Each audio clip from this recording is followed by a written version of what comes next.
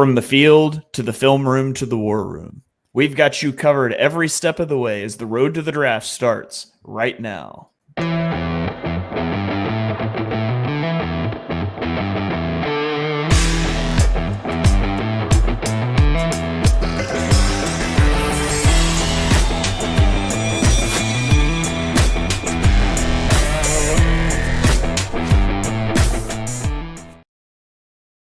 Welcome to the chalkboard, my fellow football nerds, for episode number 154 of Chalk Talk.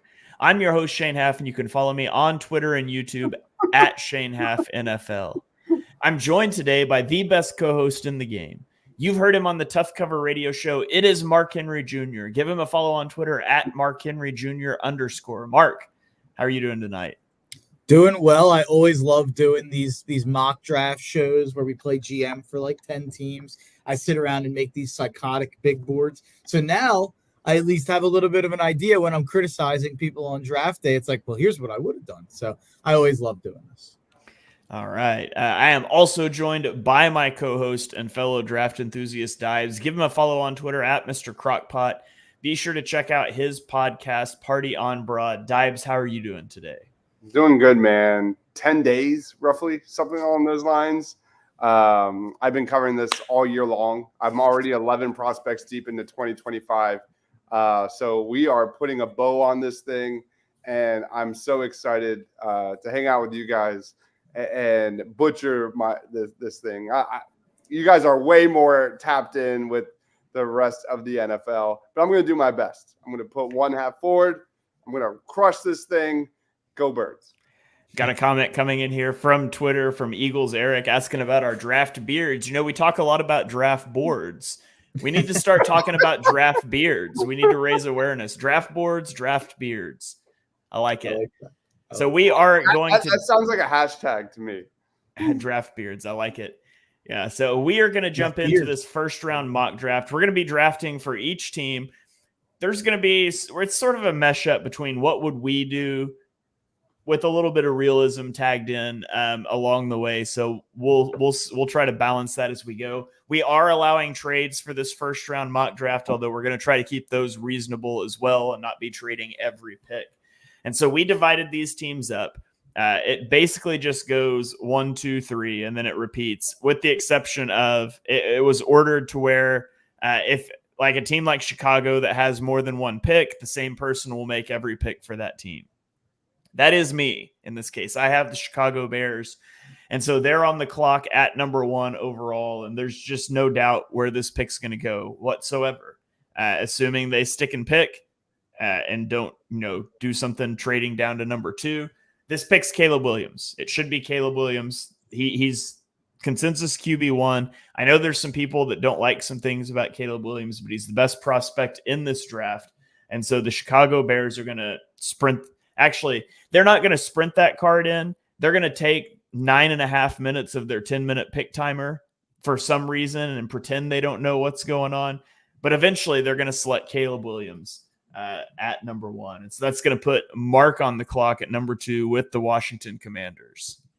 Yeah, and this is a surprising thing for me. So I'm treating this mock as if what I would do. I've been given the general manager keys for 10 teams. Pretty bizarre decision by 10 teams to share a GM. You could argue whether or not that's a smart decision, but it seems like after listening to, I was watching a draft special today with Schefter on it, also listened to Move the Sticks with Jeremiah today, and it seems like it's almost written in stone that this pick is going to be Jaden Daniels, but I'm changing the pick. I'm scribbling out the name on the draft card that's going up.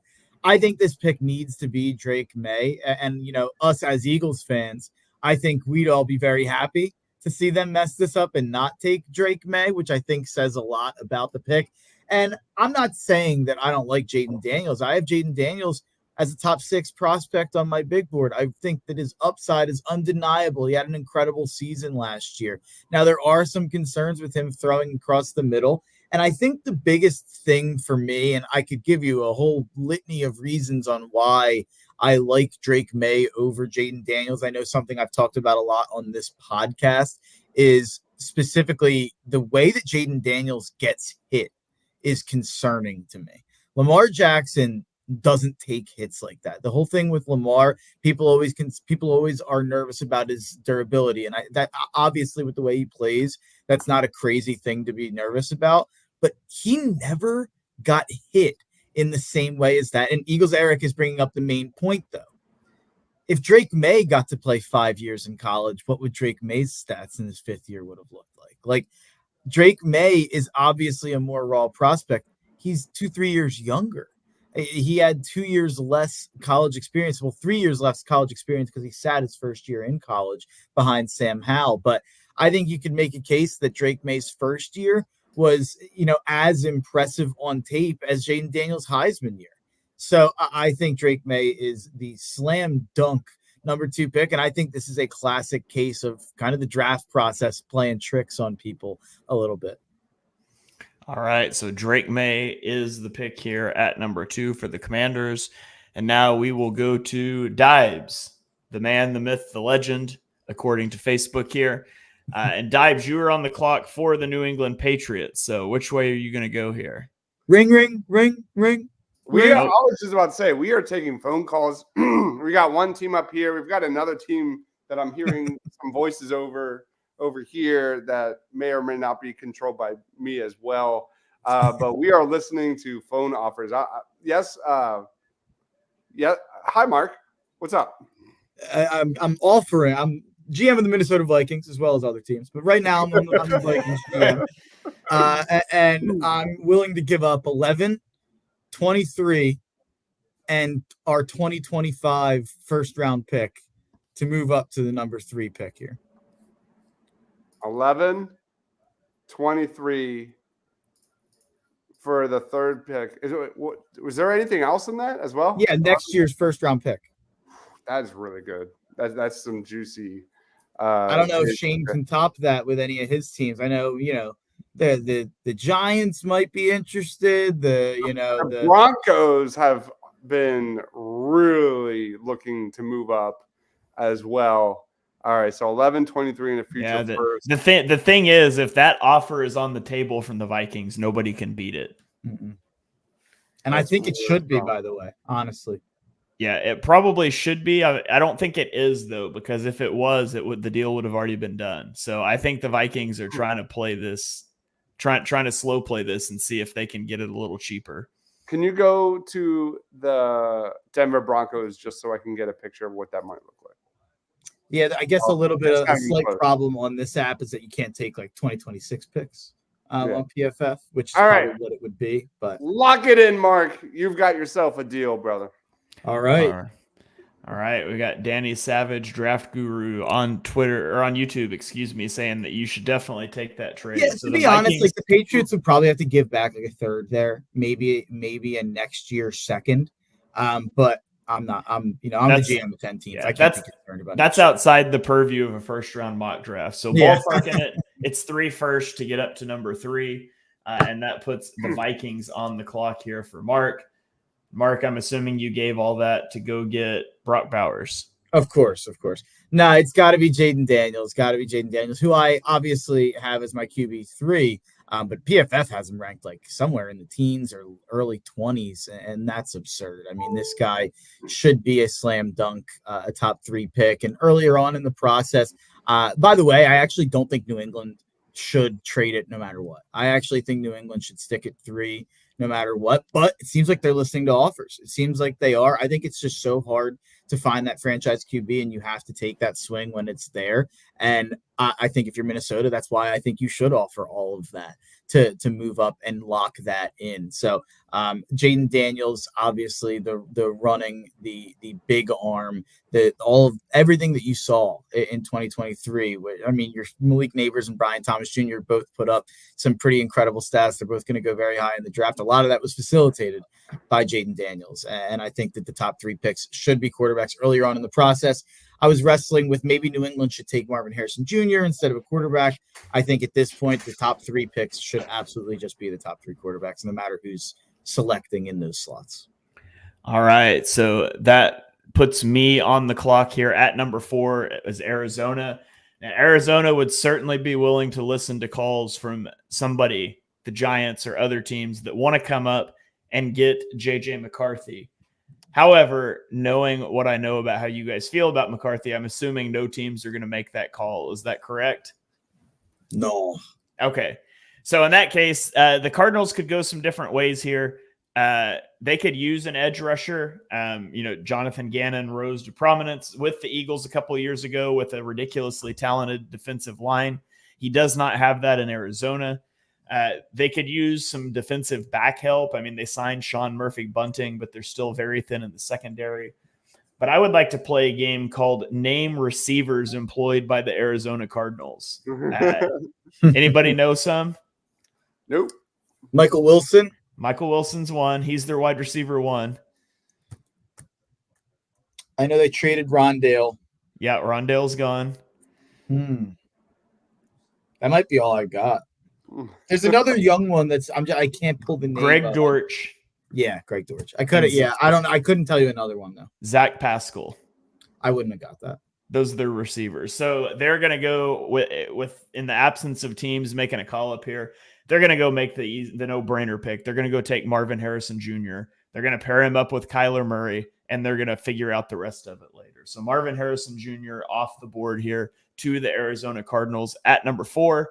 That brings the Chargers up, and Mark, you're on the clock for the Chargers. And it's funny, and this is another team that people think will be listening to trade offers. I feel extremely passionately. I meant to kind of put this all in one take. The number 3, 4, 5 picks all seem to be for sale to different degrees with New England, Arizona, and the Chargers.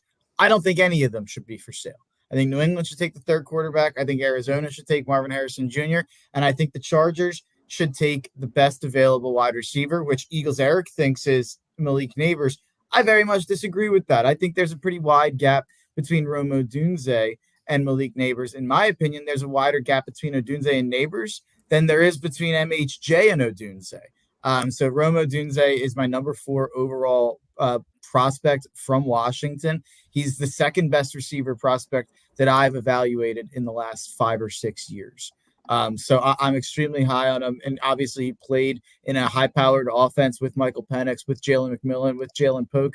But, I mean, you watch those games, he was the guy that was jumping off the screen as the best player on the field, no matter who they were playing against. And it was the reason that I said going into the college football playoff that they were going to beat Texas and that he was going to be the best player on the field in either game of the college football playoff. And Rome Odunze should definitely be the pick here at number 5. And honestly, there's talk that the Chargers could take an offensive tackle or an offensive lineman. I think this has to be a wide receiver at number 5.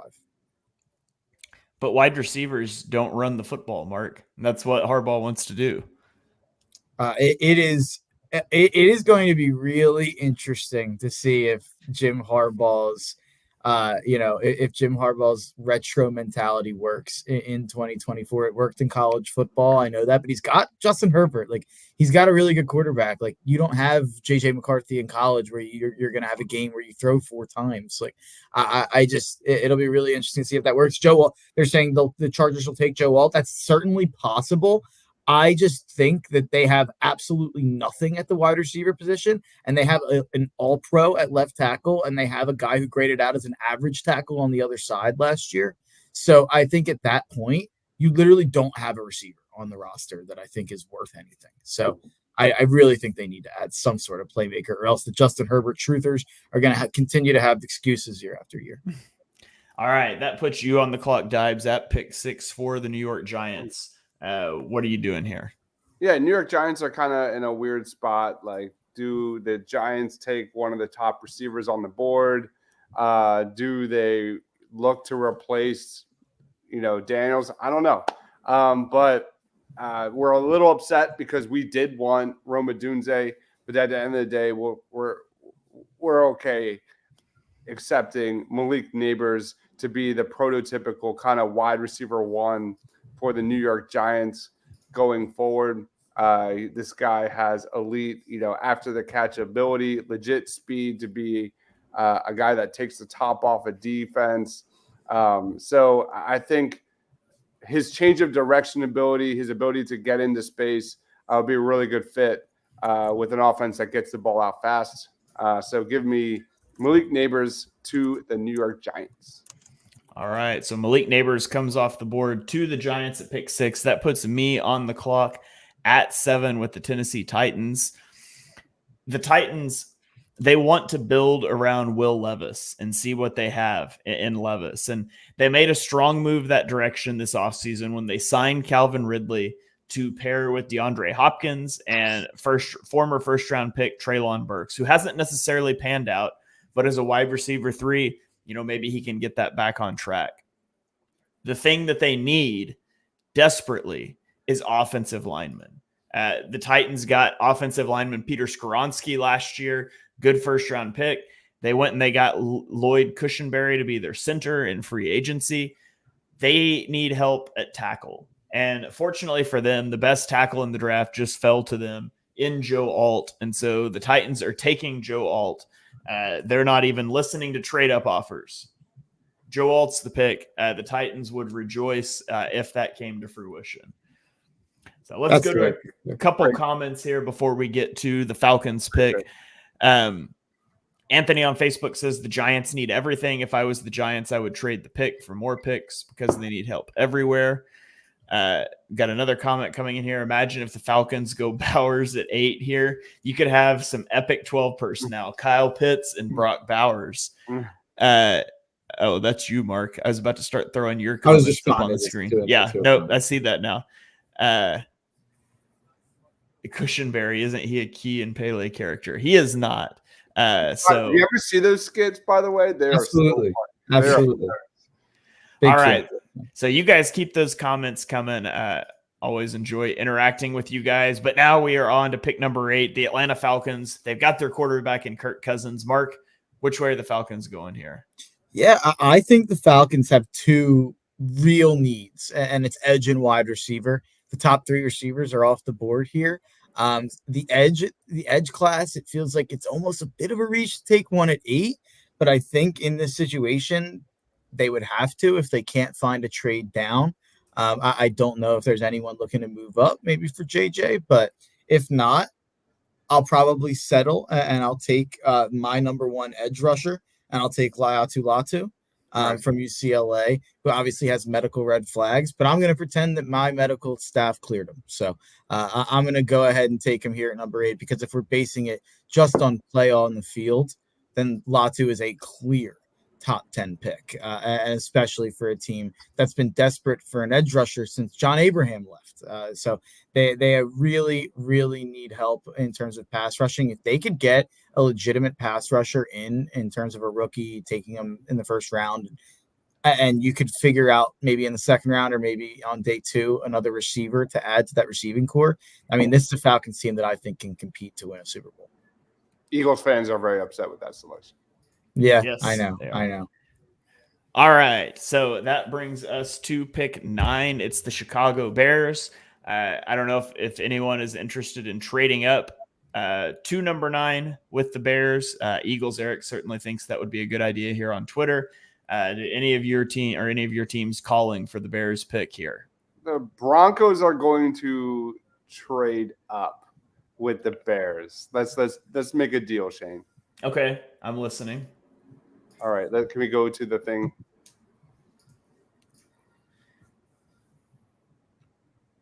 All right, so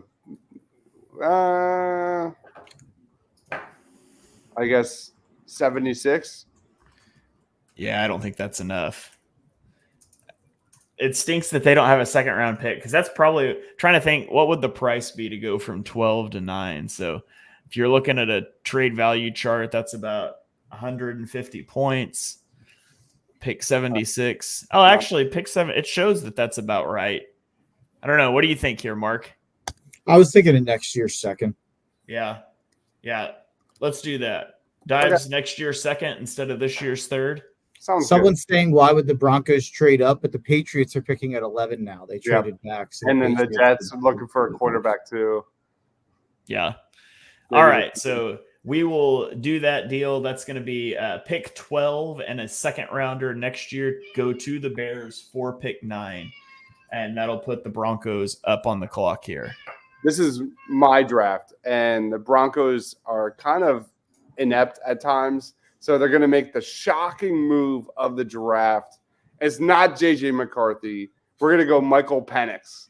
And it's going to be kind of the talking point for the draft at this point. Michael Penix, I've been a big fan of.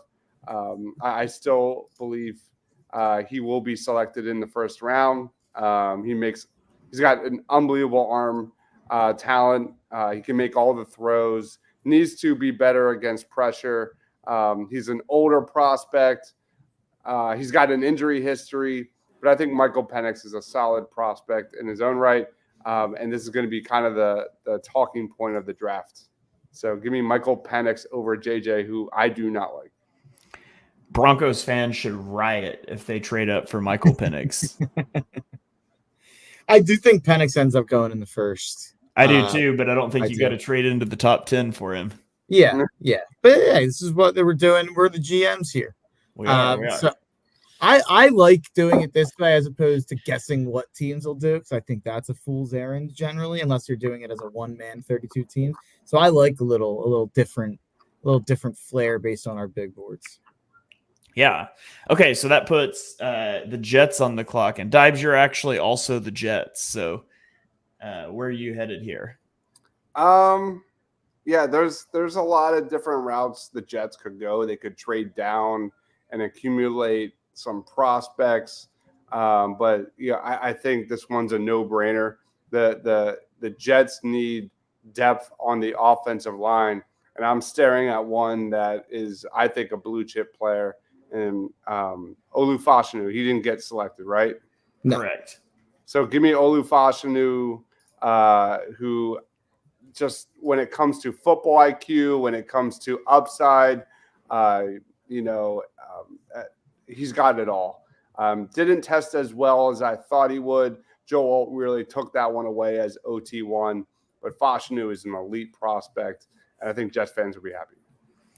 All right, let's go to a couple comments here, and then the Patriots will be back on the clock. Had a comment saying the Broncos would not need to, or would not trade up. They don't need to. The thing is, if there's other quarterback needy teams like the Raiders, like the Patriots, you can't just say, well, the team that's up, the Bears aren't going to take another quarterback, so we'll just wait because the Bears are shopping the picks. So it's not always just about what the team on the clock needs. It's about any other team that wants to move up as well. The Pats at 11 is from a previous trade here. Says the Broncos are moving out of Denver after that sequence. Should have taken JJ McCarthy. Then we've got a Jedi mind trick attempt here from John on Twitter. The Falcons do not want Leatu Latu.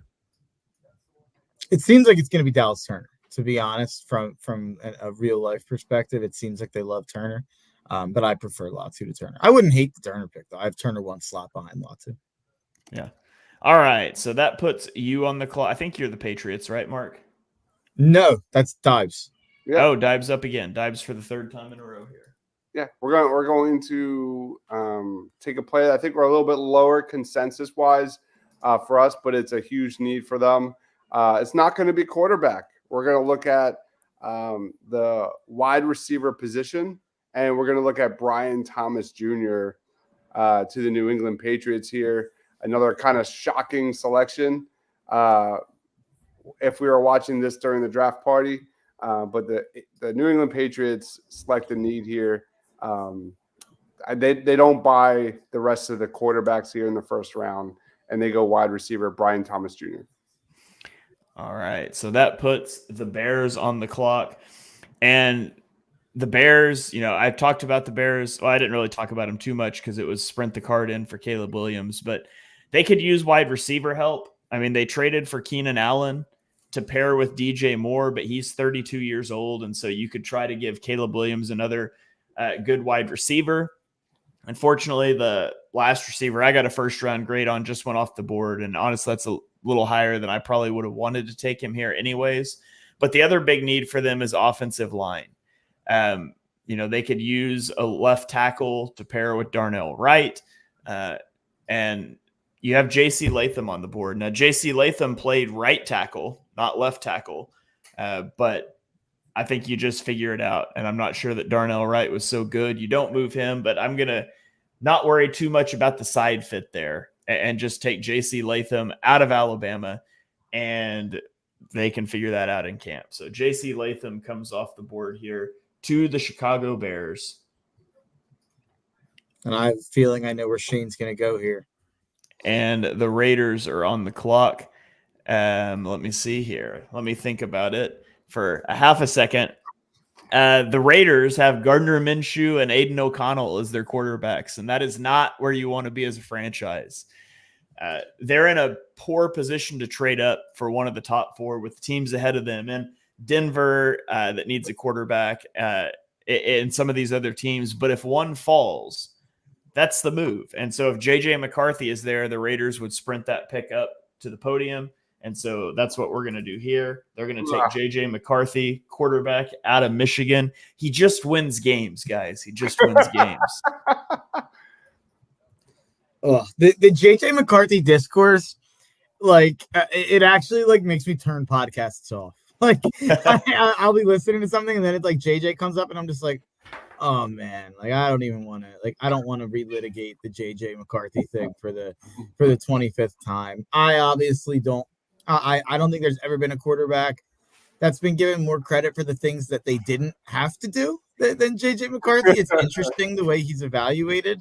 But hey, he just win, baby. So it seems like he's gonna go top 5. So it's absolutely wild, and I don't think it will be looked upon favorably in the future. All right, so that puts the Saints on the clock. Mark, that is you. What do you have the Saints doing here? I think that the Saints are doing absolute, jumping jacks and, jumping for joy in their draft room, because I think they got their top need. They desperately need an offensive tackle.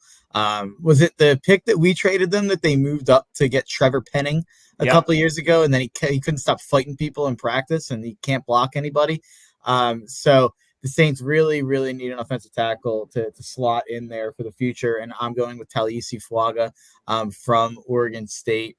I feel like I hear a different pronunciation of that name every time I hear the name. So I'm going to go with the one I've been hearing. But he's a guy who just absolutely mauls people in the run game.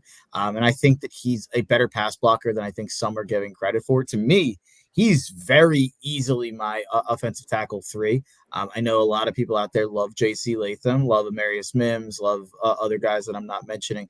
For me, I think Fuaga is closer to the Alt Fashanu class than the, Latham, Mims, Fountainu class. So I don't know if that's consensus with the NFL. I'll be really interested to see where Fuaga lands. But I think he's almost a lock to be a really, really solid starter at the next level. I just want to point out that we're through 14 picks of the draft here, and there has been one defensive player off the board. Wow. Latu. So, and while I don't know that you'll get through 14 with only one defensive player come draft night, because I do think Terrion Arnold and Quinyon Mitchell are going to be in play near the top of boards, I do expect it to be a really offensive heavy, especially first half of the first round. And no one's even taken Bowers. Like we're through 14 picks. I could very realistically see a Bowers slide, though. I could see that happening very easily. Like I've mentioned on a show before that, like, I would love it if the Eagles got Bowers, and people are like, there's no way he's going to be there. I wouldn't be so sure. Maybe not all the way to 22, but I think Bowers into the late teens is very realistic. And moving up a couple picks, if that's who you really wanted, from 22 to 18 or something, that's not going to cost you much. So I think it's very possible that Bowers does end up in the Eagles' range. I would have thought you were crazy a week or two ago, but we talked about it on Twitter a bit with someone. I think Anthony was tweeting at us, and I kind of mentioned that going through team needs, which I did for all 32 teams, there's not a ton of teams who I would rank tight end in their top 3 or 4 needs. It's just not a glaring need for a whole ton of teams. I would say that I think Bowers has like a dream landing spot to the Jets at 10. But if he slides past the Jets at 10, 15 might be the first time you could hear his name after that. Yeah, and I have heard the Colts linked to him. There's no way Bowers is going in the late second round unless a video of him in a gas mask surfaces right before the draft. You think Georgia Peach, Howie Roseman would let Brock Bowers slide past 22? You kidding me? No. Austin on YouTube asked if Brock Bowers can play right guard. And Eric says the Colts aren't letting Bowers get by. So we will see. I have heard him linked there a whole lot. Deibs, you are the Colts in this exercise. Which way? Where are you leaning here? It's not Bowers. We're going to take the second defensive player off the board here in this draft, and it's going to be Terrion Arnold to the Indianapolis Colts. Okay. The Colts really need secondary help. They are bottom tier when it comes to stopping the pass, especially towards the end of the season. Terrion Arnold is 1A versus Quinyon Mitchell 1B, depending who you talk to. But for me, he's the best of the best here at the position. Terrion Arnold is a physical tackler. He's great in coverage. He kind of gives you a little bit of everything, has also great production and great tape. Arnold to the Colts. All right, that puts the Seahawks on the clock here. And this is a poor draft for Seattle because Seattle is deepest at wide receiver and cornerback, which is where the draft is also really deep. Like, they could get a really good cornerback here. They don't need one. That's a position they're deep at after they took Devon Witherspoon last year. Where they are weak at is safety and linebacker, and there aren't really first-round prospects at those positions. And so you could say interior offensive line is a need. They could use a pass rusher. They would certainly be open to somebody trading up here if anybody is interested in trading up. But I don't know if there's a team that is. And if not, I think the pick is probably Jared Verse. Wow. You going pass rusher is probably the way for them to go here. I'm not sure that I would love an interior offensive line pick at this spot for them. And so Jared Verse is going to come off the board here to the Seattle Seahawks. Give Mike McDonald a new toy to play with. And that gets it over to the Jacksonville Jaguars, which is Mark in this exercise. So, Mark, which way are the Jags leaning? Yeah, this is a really, really tough decision here because I have two players who are ranked right next to each other in my big board, and the Jags have two needs that I think stand above everything else. And you could argue receivers should be in there too. They signed Gabe Davis. They at least have like three guys with Gabe Davis, Kirk, and Zay Jones. They probably don't have the guy. I don't even know if you're finding that here at 17, though. So I think your two top needs are cornerback and edge. You could debate which one is a bigger need. With edge, you have Josh Allen, who you just paid a whole ton of money to, and you have Trayvon Walker. Trayvon Walker was ranked 99th of 112 in edge rushers by PFF last year. And not a lot else. They just added Eric Armstead. But if you're going to pay Eric Armstead what you paid him, and you're going to pay Josh Allen what you paid him, you probably should, solidify that defensive line with another edge rusher. But then at corner, you've got Darby, you've got Tyson Campbell. Not a lot there at cornerback. So I'm going to actually go with a corner, even though I think the general consensus out there is that they'll probably go with an edge rusher. Trent Baalke loves taking edge rushers. But I'm going to go with He's also terrible at taking them. That's why he keeps needing to take them. Yeah, exactly. It's a little bit of a self-fulfilling prophecy. But I'm going to go at 17 and take Cooper DeJean. Cooper DeJean is just a guy who I'm extremely bullish on playing cornerback at the next level. And that would be what this pick would mean for Jacksonville, because they don't really have the need at safety. But he's just a guy who I think can be used as a Swiss Army knife in a whole ton of ways if you don't just want to place him as an outside corner. And he tested incredibly well right after coming off of a major injury, and it seems like he's regained all that speed, explosiveness, and athleticism, and his ball skills are incredible. I am all in on Cooper DeJean. This pick would upset me if he got this close to 22 and went off the board, because he is my dream Eagle. Yeah. All right, that puts the Cincinnati Bengals on the clock at 18. Deibs, that is you. And the Philadelphia Eagles are on the phone. They would be very interested in trading up into this spot. We are very interested because the guy that we're looking at, I don't think is on your guys' radars. So we are very interested in trading back. All right. Shoot. They don't have a third-round pick to offer. let's see, 22 and 20 is 22 and 53 for 18 and 80. That's in the ballpark for that trade. That seem about right, Mark? Yeah. All right, 22 and 53 for 18 and 80. Let me put it in the calculator. All right, so that's moving up 3 spots in the first round and then moving back 27 spots from mid-second to early third round. That's They said, fairly. why would Bengals trade back? They want Latham. Latham's gone. Yeah, Latham went off the board at. I got the Bengals, 12. and I have a player that I think is still going to be on the board. So I am comfortable making that trade, Shane. It's relative. It's pretty even when it comes to the calculator. All right, so that trade is done. The Eagles are going to take Quinyon Mitchell, cornerback out of Toledo. He is my CB1 in the draft, and you got to get in front of teams like the Rams, like the Steelers, who are coming up that need a cornerback. If he's falling here, I would absolutely make that move up to go get him. And so Quinyon Mitchell to the Eagles gives that young defensive back piece that you can finally put outside, a guy that you can get opposite Darius Slay and just let the kid play 1,000 snaps this year and trial by fire. He's a fierce competitor. He's going to do better than James Bradbury did last year. So Quinyon Mitchell, 18 to the Eagles after a small trade up. And that puts the Los Angeles Rams on the clock. And that's also me. So the Rams are on the clock here. Let's see. This is the first rounder they've had since Jared Goff, right? 2016, I think. I think so. Yeah, Wow, so historic moment. Aaron Donald retires, and the Rams finally get a first-round pick again. So Aaron Donald retired. They have Byron Young and Kobe Turner, who appear to be hits on the interior, but you could never have too many pass rushers. They could look at pass rusher. They could look at defensive back. That was a need. That's one of the reasons the Eagles were on the phone here. You could look at developmental quarterback, although I don't think you want to necessarily get into that game at this point.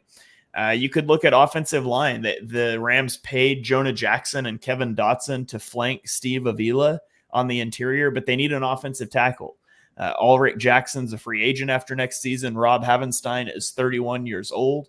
And so this is a place that you could really use an offensive tackle to build for the future. Who's the Rams tight end? Is it still Higbee? Yeah. Yeah, that's also intriguing. I think that's intriguing. Yeah, for sure. That's more than intriguing. That's going to be the pick. I was about to take Amarius Mims and say you can bet on the athletic upside. He doesn't necessarily have to start this year. He can be a foundational piece, but I don't see how you can pass on Brock Bowers falling this far. So Brock Bowers would be my pick here for the Los Angeles Rams. Brock Bowers, Puka Nacua, Cooper Kupp, Kyron Williams. That's a really fun skill position group, and I think you could see the Rams make some noise this year with that.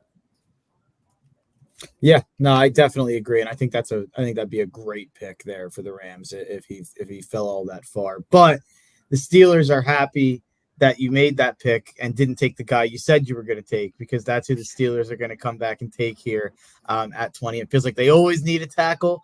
They really need a receiver, but I don't think 20 is the place to get it done, and maybe they would want to move back. But Amarius Mims is just such a monster of a man. I think he's, there's not a ton of tape out there, obviously. Didn't start a ton of games, but the tape that is out there didn't allow a sack or a quarterback hit across 402 pass blocking snaps, allowed 6 pressures. I mean, the tape that is out there on his pass blocking is just pretty immaculate. So I think the traits, the pass blocking, I'm willing to bet on it. I'm really high on Mims, and the closer we get to the draft, the more I think maybe I'm not even high enough, to be honest. All right, Amarius Mims comes off the board at 20. That gets us to the Miami Dolphins at 21. And making that selection is Deibs. Deibs, you've got back-to-back picks here for Miami and Cincinnati. Actually, 3 in a row because you have New England too, don't you? Oh, snap. I do. That's fun. So All right. I'm going to get a drink and I'm just going to listen to you do your thing now. Yeah, the Minnesota trade really took me out of this thing. The Miami Dolphins are on the clock. I mean, the Brock Bowers pick was very solid by you. But the biggest need they have is protecting Tua. The offensive line, the pass rush, the pass block win rate was awful on the Dolphins last year. When Tua was pressured, his numbers were god awful. And they're going to take pound for pound one of the best offensive linemen in this draft. And that is Jackson Powers Johnson here to the Dolphins. And I think this is a really a home run selection for the Dolphins moving forward. The Cincinnati Bengals are on the clock. And I traded back for the purpose of getting this guy. And it's not Johnny Newton. We're talking Byron Murphy to the Bengals. And I'm happy to make that selection. Byron Murphy is a 3-down defensive tackle. He's a guy that is incredibly strong, great pass rusher. Such a great prospect. And then with the New England, Ray? I'm listening. Sure, New England trading back again. What do you? Is Bill Belichick back in charge? I don't know what's going on here, but the Detroit Lions are interested in moving up. Oh, really? They are. There's a player that's there that they can't believe is there. Can I look at the big board real quick? Yeah, for sure. I just need some time. But I think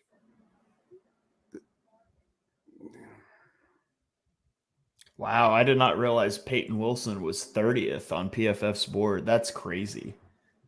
Yeah, it's too high. Can you scroll up?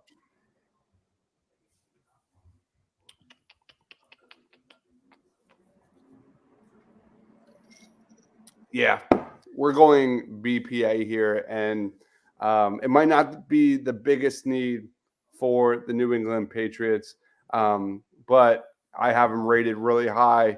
We're going Dallas Turner, edge rusher, to the Patriots. Elite length, great athlete. We're going to figure it out. He's got some things to work on. He's raw, but it's just too much to pass on. So Dallas Turner to the Patriots. Judging by Mark's reaction, that is where the Lions were headed. I wish I had teams who needed edge rushers more. I probably should have just taken him at 17 when I was thinking about it. But yeah, I love Turner. This is a crazy slide for Turner. I think he's going to go 8th. So I think he's an absolute beast. That's who the Lions were trying to trade up for 100%. You know what's funny is I said Deibs had 3 in a row, but Deibs also has the Cowboys. So Deibs actually has 4 picks in a row here by virtue of the trade back. So Deibs, you're on the clock here for a Cowboys team who, according to PFF, needs absolutely everything because they didn't sign anyone in free agency. They need running back, wide receiver, tackle, center, defensive line, linebacker, cornerback, a new GM, a new owner. Deibs, where are you headed here at 24 with the Cowboys? I don't know. I'm going to have to look at this board. I mean, they could go wide receiver to give CD Lamb a friend there. I mean, Xavier Worthy just screams like Dallas Cowboy, and I'm not a big fan of Xavier Worthy, but that's just me. Can I get the offensive tackles listed, please? Give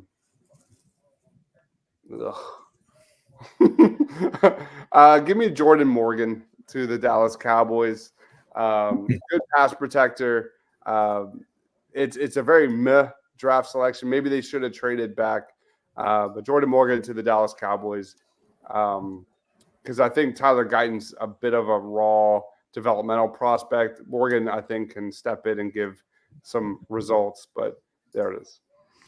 All right, so that puts me on the clock at 25 for the Green Bay Packers. The Packers, I mean, they don't really need anything, right? They made the divisional round, and they only have 4 players on their roster over the age of 28. Which is just an incredible spot to be at. Like, you could make an argument for a receiver, but unless you're getting one of the big 3 receivers, you've got like young receivers that just need playing time. Are you really going to draft a receiver better here? You could talk about defensive line maybe a little bit. And you've got Johnny Newton who's sliding here, but the edge rushers, which is where I'm a little more interested in, those are gone here at the top. And I'm not the biggest Chop Robinson guy. They could use linebacker, all right, but there's not necessarily a great linebacker spot here. But they could use offensive tackle. And Troy Fountainu is on the board here. And so Troy Fountainu is going to be the pick for the Packers, a trench pick here. And I mean, I just think that's smart. When you don't have a big need, go get an athletic offensive tackle, and you can figure out the rest here. So Troy Fountainu to the Packers at 25. That is definitely who the last two picks are, who the Tampa Bay Bucks would have taken. Would have been Fountainu or Morgan, both off the board. So they're going to have to go and take a receiver, I think. The Bucks really need an interior offensive line. I actually would have been taking Fountainu to be an interior offensive lineman there. But with the Bucks, I know they just signed Mike Evans. Chris Godwin and Mike Evans are not getting any younger. So I think the Bucks can go out and take a shot, and my shot would be at Xavier Legette. Xavier Legette's a guy who is my wide receiver 4. This is probably a little rich for where he will go. I think he'll probably be more of a top half of the second round guy. But if I had my druthers, he would be a first round pick over even guys I like Troy Franklin a lot. I like Xavier Worthy a lot. A.D. Mitchell, there's obvious upside. There's more names that you could throw out, but Xavier Legette is definitely one of my guys. All right. Yeah, he is a big Marks guy here. And you've talked me into him. Like I was scared off by Treylon Burks, but at the end of the day, I just love this style of receiver. And I hope this one works out. So that puts the Arizona Cardinals on the clock. The Arizona Cardinals have already made the selection of Marvin Harrison Jr. It is time to turn to the defensive side of the ball, where you can basically go cornerback or you can go defensive line. And Jer'Zhan Newton is sitting here falling down draft boards, and Jonathan Gannon's going to go get him an interior pass rusher in Johnny Newton. I love this fit. I think you could play him as more of a D end in that 3-4 scheme, that odd front scheme. And I think that would suit him really well. It would prevent him from being, taking on as many double teams on the interior running game. I really like that fit. I like the player, Johnny Newton to the Cardinals. And that puts the Buffalo Bills on the clock, and that is you, Deibs. This one's hard. So we're looking at definitely upgrading the wide receiver position for the Buffalo Bills. You look at Diggs gone, Gabe Davis gone, right? So I think there's a lot of talk here. I mean, we could possibly trade back given how many quality receivers are still on the board. A.D. Mitchell is a great prospect. You have Keon Coleman, who's still available. Troy Franklin, I absolutely love. Could they go for the home run swinging Keon Coleman? I think we're going to go A.D. Mitchell here for the Bills. Just too much speed and upside to pass on. So A.D. Mitchell to the Bills. All right. That puts the Detroit Lions on the clock. They tried unsuccessfully to trade up for Dallas Turner earlier. Mark, where are the Lions going to go at 29? Yeah, for the Lions' needs, I have edge, cornerback, safety, linebacker listed. So basically, defense. I mean, they made the NFC Championship game last year, so you can't say too much. But I think that they have needs all over their defense. Did Brian Thomas Jr. get drafted? Yes, he got drafted, I think, 11th. The Lions are taking a look at the big board here, and I think it has to be someone in the secondary. No one at the edge position that you're going to bring in. I think you guys have Edgerrin Cooper ranked as fringe first round guy. He's a little bit more solidly a second round pick for me, even though he's my LB1. So I don't think linebacker's a real option. So it's got to be a secondary guy. I'm going to go with Nate Wiggins, a guy who's got experience on the outside and in the slot. And it'll be interesting to see. They have a lot of pieces in that secondary. With Brian Branch, who kind of moves around, a couple safety pieces. But I think they kind of need a guy to lock in on the outside corner slot. And I think Nate Wiggins could absolutely be that. All right. Deibs, that puts you on the clock for the Baltimore Ravens here. I'm looking at O-line. Can you put up O-line for me, please? All O-line? Yeah, that'd be great. All right. I love Graham Barton, but I'm going to go with a tackle.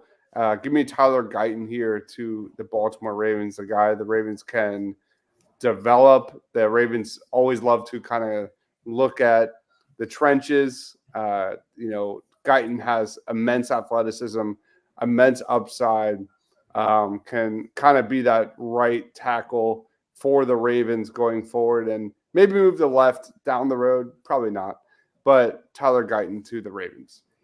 All right, that puts the 49ers on the clock at pick 31, and the 49ers are a team that feels on the precipice. Brandon Ayuk has appeared to have asked for a trade. I think that's been walked back a little bit, but their things are clearly going to come to a head there with Deebo Samuel's contract and Brandon Ayuk needing a contract. So you could look at wide receiver, pending what happens with Ayuk. Now, it's not really a need if you keep Brandon Ayuk for this season, but it's something to bear in mind.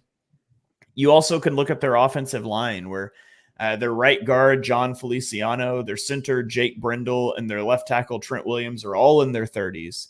And then the two guys that aren't in their 30s, Colton McKivitz and Aaron Banks, both struggled a lot last year, right? And so you could look there. You could also look at cornerback, where the 49ers have not used a top 100 pick on a cornerback in 7 years.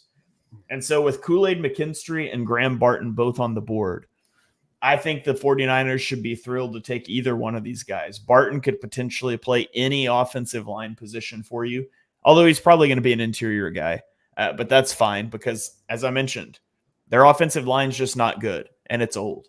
And then in Kool-Aid McKinstry, you get the last Nick Saban cornerback, essentially. And that would be a great place to spend a pick.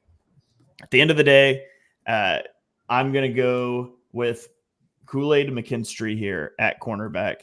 And they'll probably hope to pick up some line help later on. Again, this one's a coin flip. I really like both of these guys. I think both of them would be great fits. But I'll go McKinstry here. Mark, is that the right call, or would you go Graham Barton? It's actually funny. Like Kool-Aid, I think I'm way higher on Kool-Aid than I think consensus, and I'm actually a little bit lower on Barton than consensus. I do think Barton's an interesting piece for them because, like you said, that all those old pieces all over their line. I'm not as sure Barton isn't a tackle. I think there's a chance he could play tackle at the next level. So I think he'd be an interesting piece for San Fran, at least for this year, to be almost kind of a move piece around that O-line. But Kool-Aid's a better prospect, in my opinion. So I kind of struggle answering that. I agree. When you were going over that, I was confused as well as what I would do. That's the most conflicted I've been on a pick in this entire mock draft. That was like me at the Jags with 17 with Gene or Turner. I really didn't know which way to go there.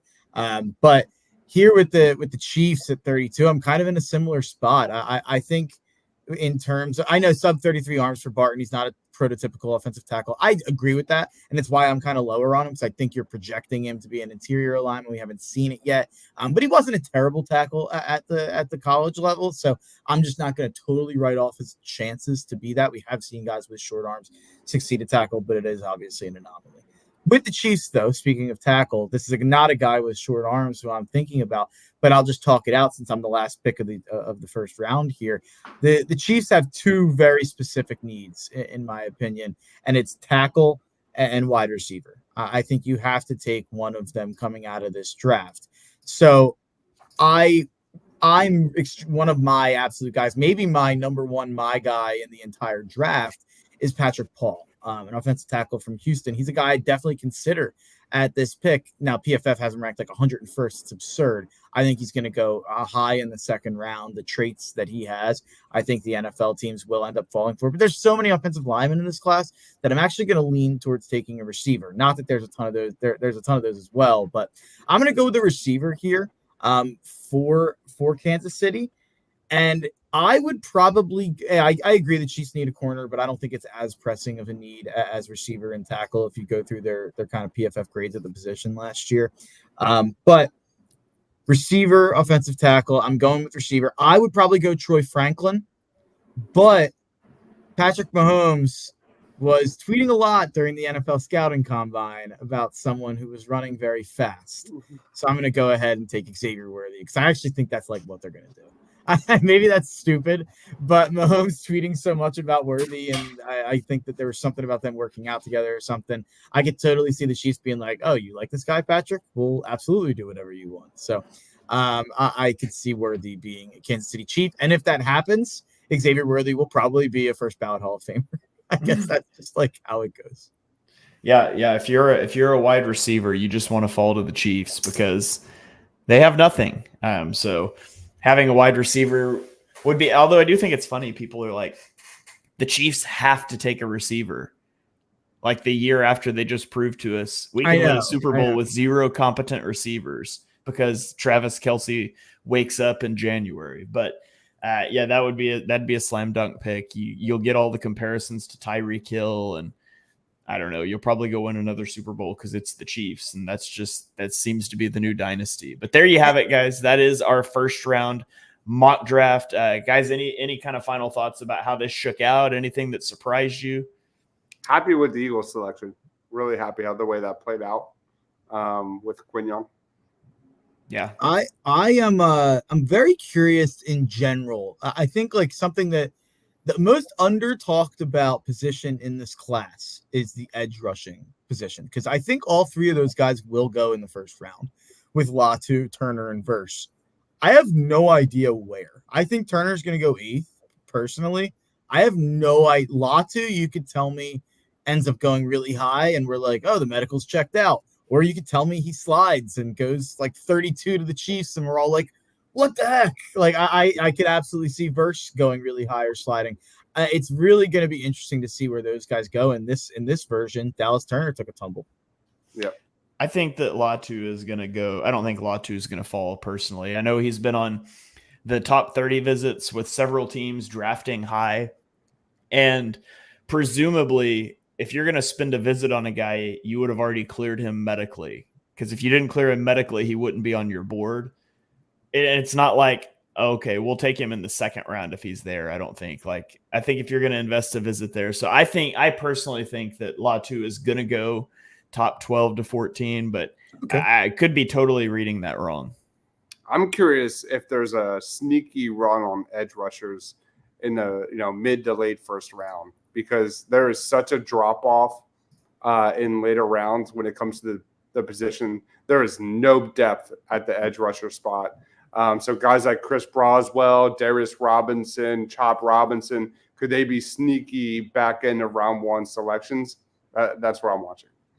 That's almost an interesting, just an overall kind of point where it's like receivers so deep, offensive line so deep, edges pretty shallow. Like, does that push edge rushers, even that top 3 up? Like, does that push edge rushers up?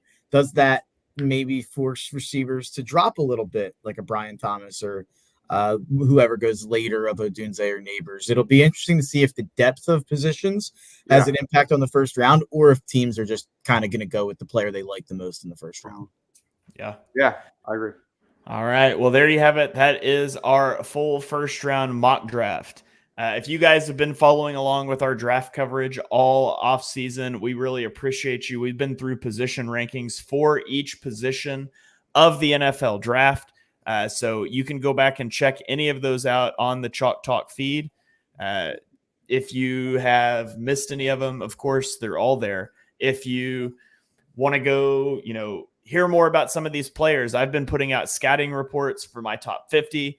Deibs has tons of stuff out there about his guys. But I also just want to share with you guys our draft board, and I messed up and unshared my screen, so stand by. We have our official Edge of Philly Sports draft guide. You can go check this out. We've tweeted out links to it. It has our top 100 players for Mark, Deibs, myself. It also has David and Ryan. If you listen to Birds of the Roundtable, the show right before this, we're all on that show together. It's got consensus big boards. It's got relative athletic scores. It's got Mark's player comps. You can filter it by position, by college, by whatever you want to, but you will have to make a copy of it to be able to use those filters. But be sure you guys check that out, and be sure you join us for the Edge of Philly Sports watch party. We will be live during the first and second day of the draft. talking through all the picks. It will not be Eagles centric. We're going to talk about the Eagles, but we're not just going to be talking about the Eagles, 10 picks before the rep. We're going to be analyzing each team sort of like we did tonight. So be sure you check out that draft guide and join us for that live draft party next week. We will have one more show on Chalk Talk before the draft. We're going to be doing our annual My Guys episode where we go through and look at guys that one of us is just significantly higher on than anybody else. And we're going to talk about why and defend why we like those players. It's one of our favorite shows of the year. So be sure you check us out next Tuesday night. We'll be going live sometime around 9:00. Before we get out of here, guys, do either of you have anything you want to plug? Anything like that? No, Tough Cover Radio show every Saturday. All right. Be sure you check out the Tough Cover Radio show. Be sure you check out Deibs' podcast, Party on Broad.